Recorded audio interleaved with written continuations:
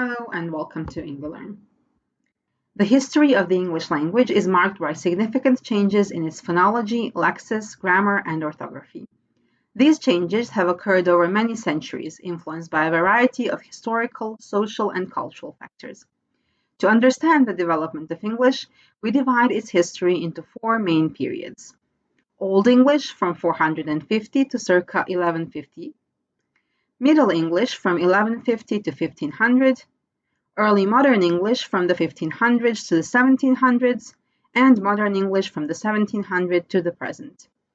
By examining these periods, you can gain insights into the major linguistic changes and trends in the English language, which is essential for answering exam questions on language change. We'll start with Old English. The Old English period began after the Anglo-Saxon migration to Britain, which began around 450 CE.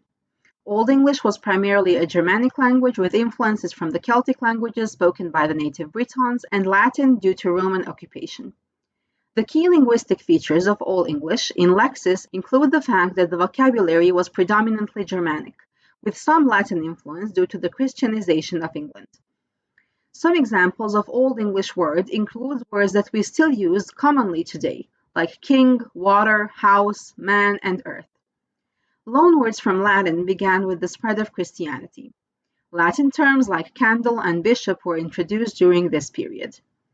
In terms of grammar, Old English had a complex system of noun declensions and verb conjugations, much like modern German. Nouns were inflected for case, gender, and number. Old English also had a robust system of strong verbs, which formed the past tense by changing the vowel, and weak verbs, which form the past tense by adding ad or d. Word order was flexible due to the inflectional system, but subject, object, verb order was common. In terms of pronunciation, the Old English vowel system was different from modern English. Old English laid the foundation for the language with its Germanic structure and core vocabulary. Many of the grammatical features in Old English, like case marking, disappeared in later periods, influencing the development of the language.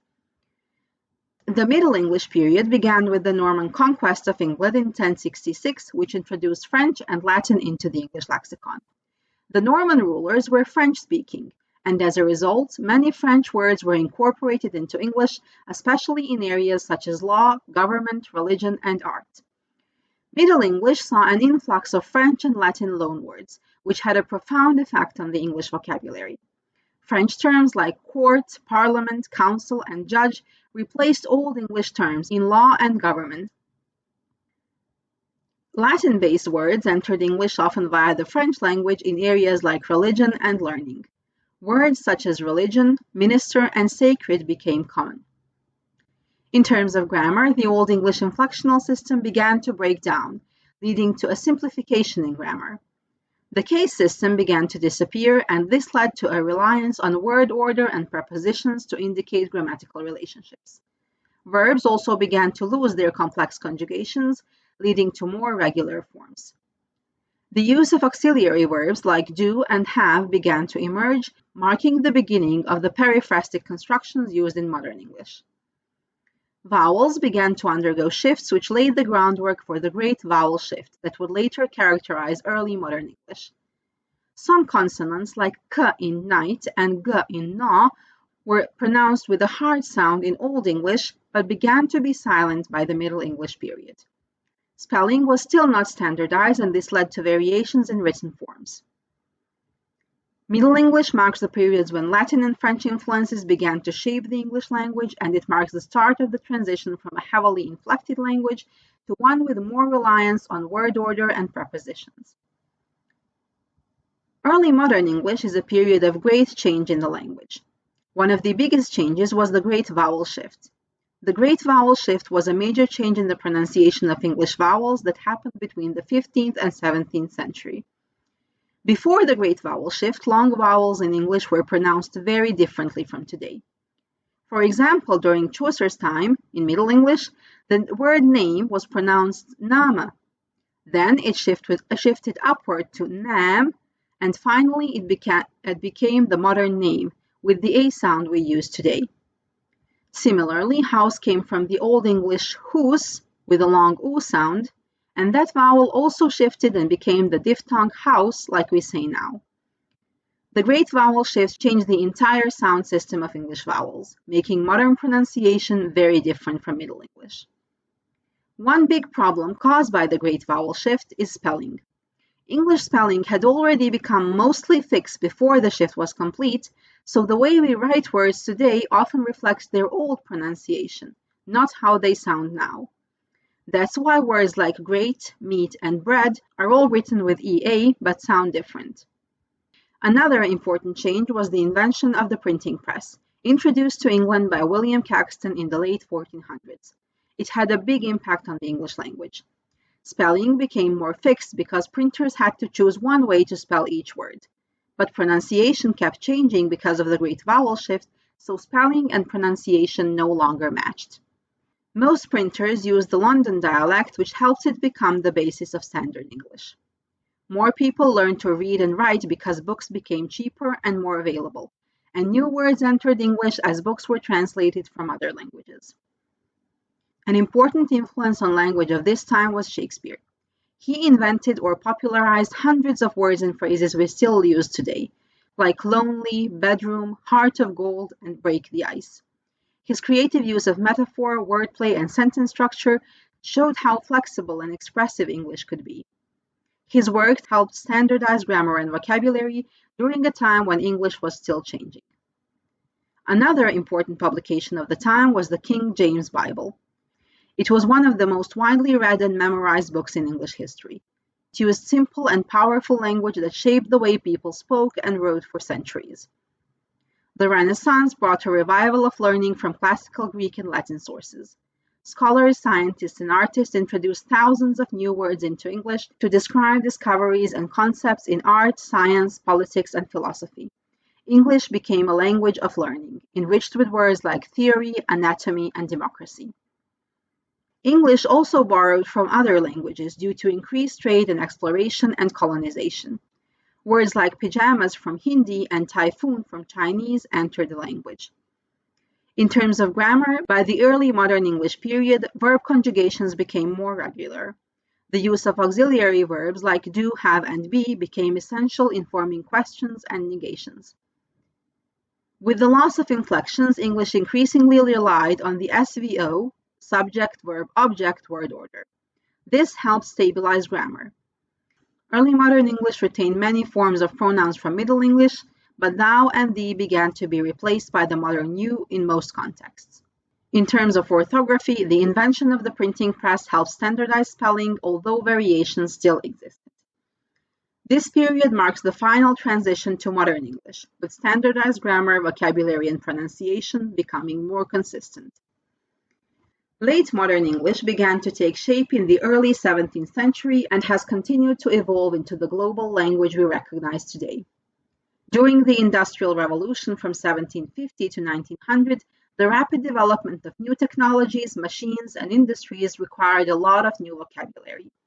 Terms related to manufacturing, transportation, and science were introduced to describe innovations such as the steam engine, the spinning jenny, and new methods of production.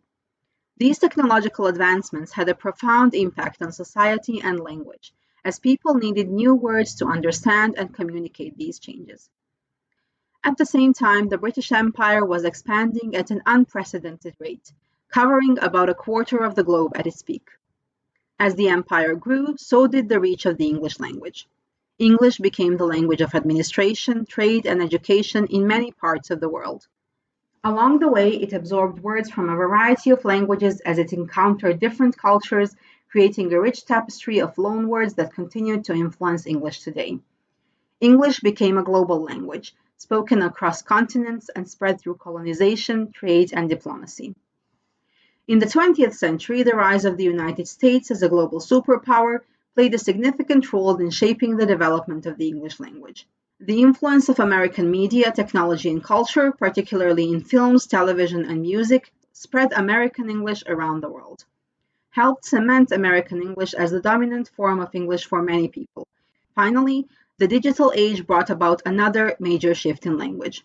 The rise of the internet and social media created entirely new ways for people to communicate. Words like selfie, hashtag, and viral were introduced to describe new concepts and behaviors that emerged in the digital world. The rapid pace of change in technology and communication continues to drive the creation of new terms, making the digital age a constant source of linguistic evolution.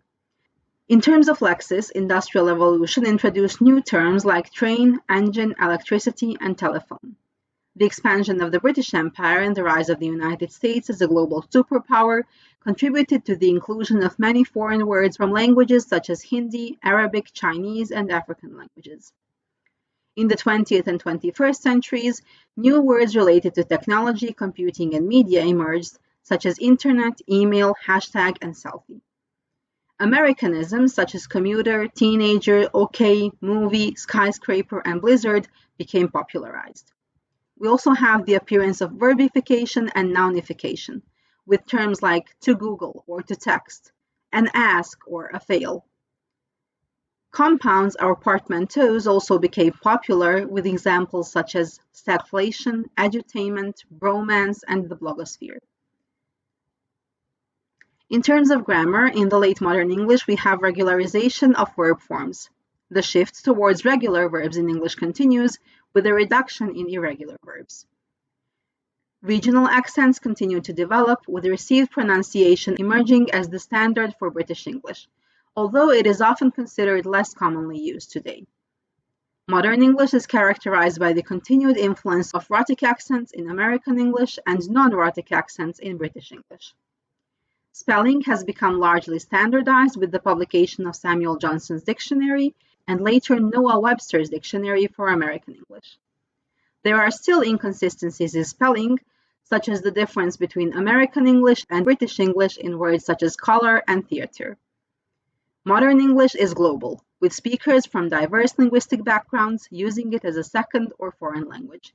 Its vocabulary continues to expand, and it remains dynamic, adapting to changes in technology, culture, and international communication.